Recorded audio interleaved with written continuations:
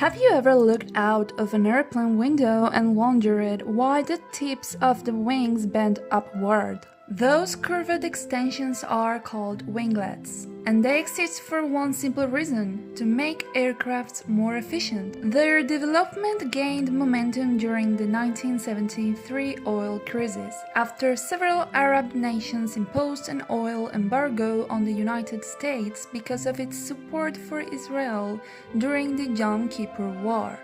Fuel prices rose dramatically.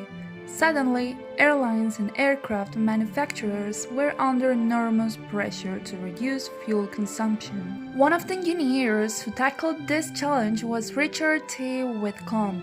Although he made many groundbreaking contributions to aerodynamics, one of his most influential ideas was the modern winglet.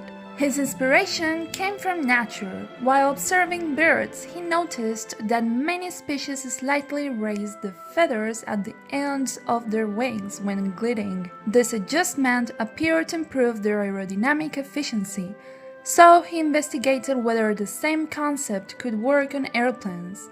After extensive testing, the results confirmed his theory. To understand why, we first need to look at how a wing produces lift.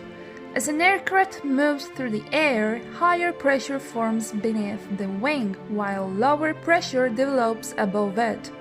Since air naturally flows from areas of high pressure to areas of low pressure, some of the air underneath the wings escapes around the wingtip. This creates powerful swirling currents known as wingtip vortices. These vortices waste energy because they generate induced drag, reducing the wing's overall efficiency and forcing the engines to burn more fuel. Winglets help solve this problem by limiting the airflow around the wingtip. By weakening the pressure difference at the edge of the wing, they reduce the size and strength of these vortices. The result is less induced drag, improved lift, and lower fuel consumption. From an aerodynamic standpoint, engineers aim to achieve a lift distribution that closely resembles an ellipse.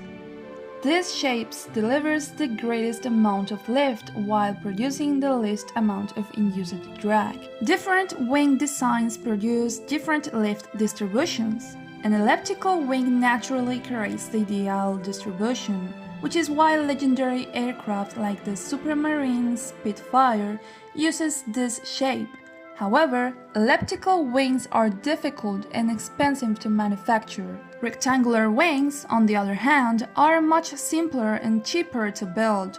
The downside is that they generate too much lift near the tips, producing stronger vortices and greater induced drag. Triangular wings behave differently by concentrating most of the lift near the center of the wing, with lift decreasing rapidly towards the tips. While this reduces some drag, it is still not the ideal solution. Interestingly, not every modern aircraft uses traditional winglets. The Boeing 787 Dreamliner, for example, features long swept-back wingtips known as raked wingtips instead.